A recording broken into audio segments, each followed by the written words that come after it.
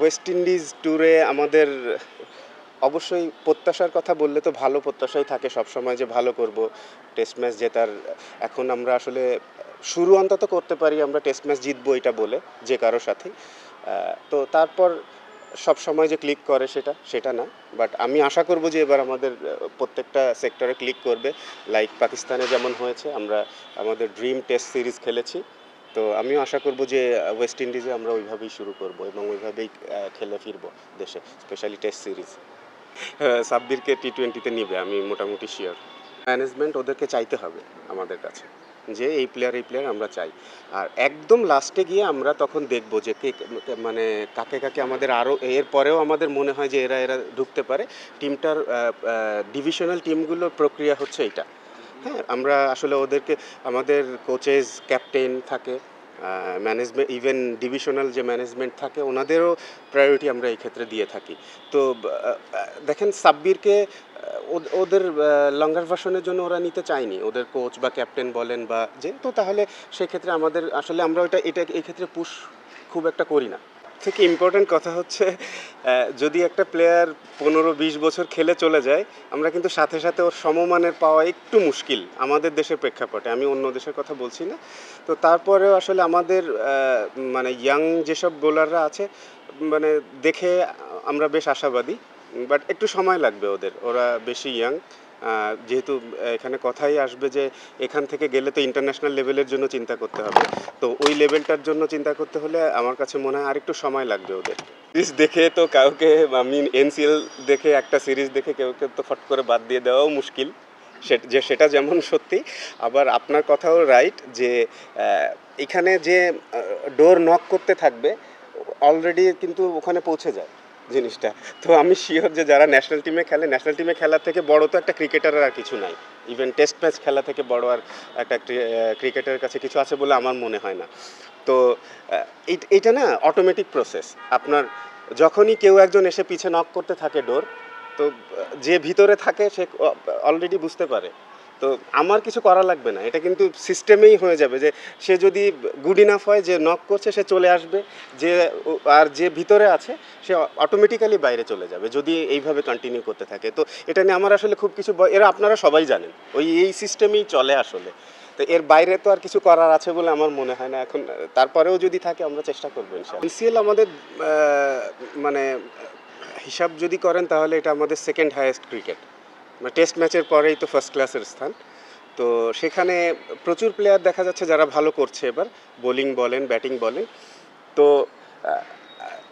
এইখানে দেখেই যে আসলে বলে দেওয়া মুশকিল যে ন্যাশনাল টিমের জন্য রেডি হয়ে গেছে বা একদম পেয়ে গেছি, এখানে এ টিমের খেলা থাকবে, বিসিএল থাকবে, এই সব কিছু দেখলে তারপরে আসলে একটা ডিসিশনে যাওয়া যাবে। ফট করে একটা টুর্নামেন্ট দেখে আসলে বলা মুশকিল। আর আমাদের এখন প্রচুর ইয়াং প্লেয়াররা খেলছে, তো ওদেরকে আসলে এই অল্প দেখে আমি মনে করি না যে ফট করে একটা ডিসিশন নেওয়া ঠিক হবে। তো আমরা চেষ্টা করছি, তো তার মধ্যে যাতে আমাদের মানে ব্রেক না থাকে ভিতরে, যে ওইটা প্রত্যেকটা জোড়া যেন ঠিক মতো লাগে। স্পেশালি যখন ফাঁকা হয়ে যাচ্ছে ন্যাশনাল টিম, তো সেই জায়গাটাতে একজন দুইজন করে প্লেয়ার ইনক্লুড করে করে আস্তে আস্তে আস্তে আস্তে আগাতে আর সবাই টি-20 খেলার জন্য খুবই উদ্গ্রীব। সবাই টি-20টাকেই ক্রিকেট মনে করছে। এটা হচ্ছে সবচেয়ে কারণ। যদিও আমি আমি আমার কাছে যেটা মনে হয় যে বিপিএল থেকে আপনার প্রিমিয়ার লিগে হয়তো বেশি আর্ন করে প্লেয়াররা, বাট তারপরেও কেন যেন সবার টি-20-র উপর একটা এক্সট্রা ঝোঁক আছে। তো এইটা একটা বড় কারণ বলে আমার মনে হয়। এনসিএলের খেলা, কাউন্টি ক্রিকেট বলেন, অস্ট্রেলিয়ার ফার্স্ট ক্লাস বলেন, ইন্ডিয়ার ফার্স্ট ক্লাস বলেন, আর টেস্ট ম্যাচ আকাশ পাতাল পার্থক্য।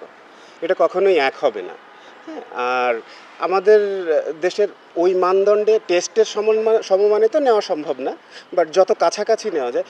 লাস্ট বেশ কয়েক বছর ধরে কিন্তু আমাদের উইকেটে বেশ ইমপ্রুভ হয়েছে, যারা মাঠে যান আমি শিওর যে তারা দেখছেন। এবং বলও চেঞ্জ করা হয়েছে যাতে আরও ডিফিকাল্টি ফেস করতে হয়। ইভেন আমাদের ফার্স্ট বোলারদের প্রমোট করা হচ্ছে। তো আগাচ্ছে। এখন একদিন দুই দিনে আসলে সবগুলো জিনিস আমার মনে হয় না ইনক্লুড করা সহজ ব্যাপার হবে, বাট একটু একটু করে হলেও কিন্তু আগাচ্ছে। আমরা ওয়েট করছি যে ভালো খেলুক এবং এরকমভাবে ভালো খেলুক যাতে আমাদের কোনো সন্দেহ না থাকে। আমাদের আসলে বেশিরভাগ ক্ষেত্রে যদি এরকম হয় যে ইন্টারন্যাশনাল লেভেলে একটা প্লেয়ারকে সন্দেহ নিয়ে ইন্ট্রোডিউস করায় দেওয়া হয়, তো দেখা যায় যে মানে এটা হচ্ছে মাই পয়েন্ট অফ ভিউ যে যদি ক্লিক করে দেন ফাইন, ক্লিক না করলে দেখা যায় একটা মানে ভালো প্রসপেক্ট আমাদের নষ্ট হয়েও যেতে পারে, প্রেশারের কারণে বিভিন্ন কারণ হতে পারে। তো আমরা মানে চেষ্টা করব এখন থেকে আসলে যেসব প্লেয়াররা মানে এখন থেকে, এটা আগেও করা হয়েছে তো ওইটারই ধারাবাহিকতা থাকবে, যে যে যাতে করে মানে মোটামুটি কনফার্ম হয়ে নেওয়া।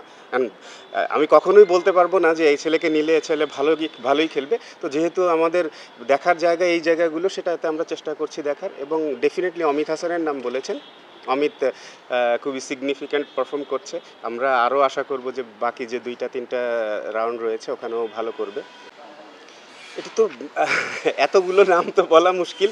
আমাদের বেশিরভাগ প্লেয়ারই থাকবে, মানে এখানে যারা এনসিএল খেলছে অল্প কিছু প্লেয়ার হয়তো না থাকতে পারে, বাট বেশিরভাগ মানে আমাদের তো আসলে অনেক প্লেয়ার না যে এক একটা ডিভিশনে 2টা করে টিম করা সম্ভব। তো বেশিরভাগ প্লেয়াররাই খেলবে। আমার জন্য নাম বলা আসলেই মুশকিল, কারণ 8টা টিম হবে, 8টা টিমের মধ্যে তো 15 জন করে মেম্বার যদি থাকে এতগুলা ডিফিকাল্ট। বাট